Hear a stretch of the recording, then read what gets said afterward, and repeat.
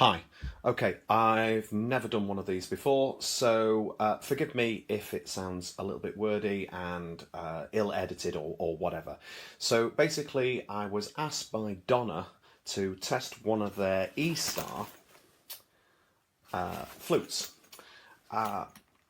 It arrived, and to be honest, I was very, very dubious. This is £53. Yeah, got it from Amazon. And so I was very dubious, as you would be, looking at flutes being a bare minimum, even second hand, of 150 to 200 quid for something that is going to be worthwhile. You know, sort of like, let's put this into perspective. If you have never played the flute before, 53 quid is easily what you would need to do with a second hand flute if you were having it repaired or repadded or resprung. You take it to an instrument repairer just to make it playable. So £53. Now, if you have a look, here is the case. The case is really quite a reasonable quality. You know, sort of it's a heavy gauge sort of material case. Feels like it's been waterproofed as well. There's a separate zipper case here on the front. This is more important than you'd think, actually, because you've got polishing gloves, which you can put on to make sure that the instrument remains shiny. Not when you're playing, just to actually handle and polish it with those gloves, and then put it back in so you don't get fingerprints on it when you actually put it back in the case.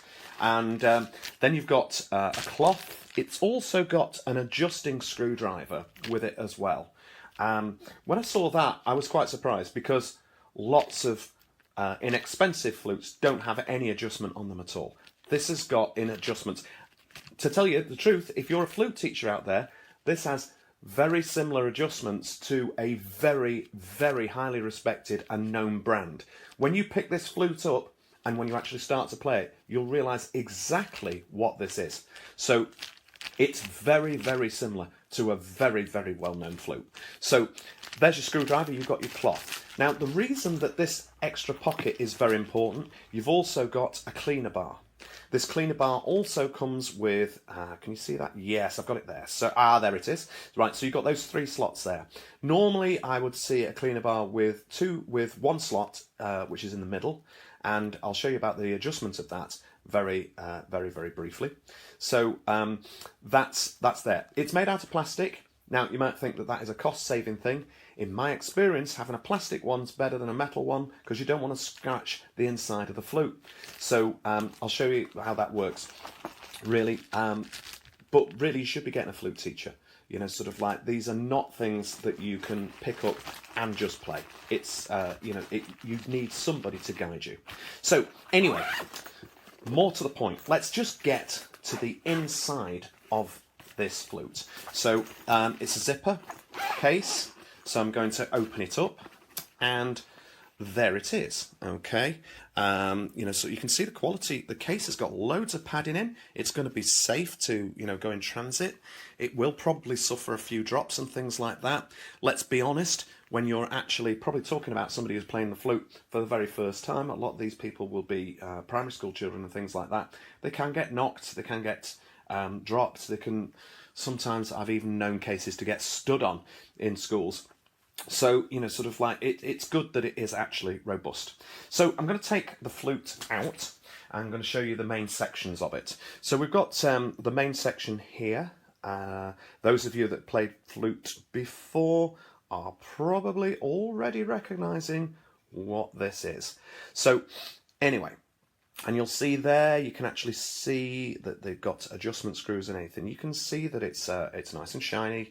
I think it's nickel plate and not silver plate. That would make a much more sense from a costing point of view. The pads. Now, when you first get this flute, you've got these things here. How can I get that in on show? There we are. There we are. So these little felt things are in there, and they are actually pushing the pads down. So they're underneath the actuating rods here, that thing that's moving there. So you have to remove those. If you've not played an instrument before, you need to remove all of those. You'll see these little foam pads here that will actually, you know, sort of like be pushing the pads down. This is purely to make sure that when they're in transit, they're actually bedded in. Okay. You will also notice that if you're a flute player again, can you see it's actually got rolled tone holes? Astounding. Again, I was expecting them to be just like straight pulled, but they're actually fully rolled tone holes. Okay. It has a protector on the end. Okay. Again, great thing, making sure that it all stays absolutely round and doesn't get scratched. Okay, so putting that on. The head joint as well comes on, and that's got a protector on it as well, and that's there. So we've got that. Now this is something that's so put together, get the head point in the right place. And there it is. Let me just move back a little bit. There it is. Okay, £53. Now, the next thing is, most people are saying, well, that's all fine. Is it playable? The answer is,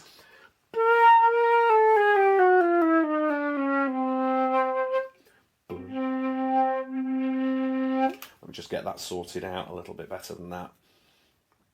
Okay.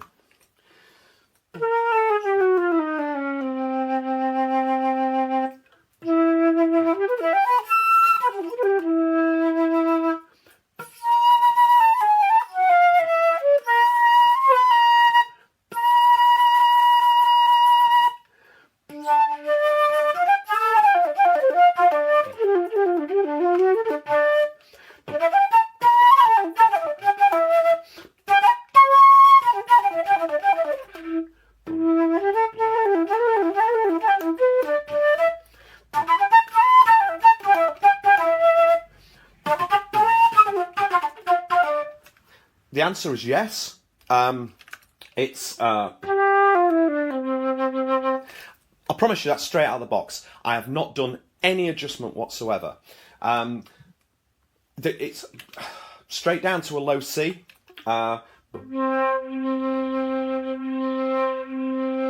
Just getting used to the headstock. So I say straight out the box. £53. Just, yeah. I will do another one, because this is really like an unboxing thing. I'll probably have to get used to the head joint. Head joint's very, very different to my silver one.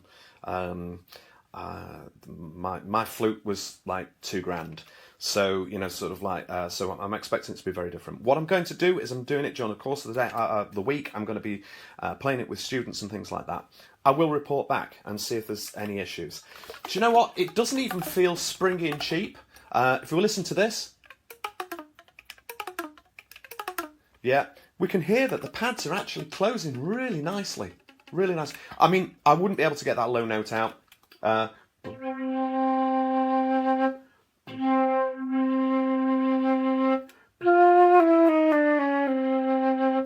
Those would not come out if there was any significant leaks. And right, and I can't stress this any further. £53.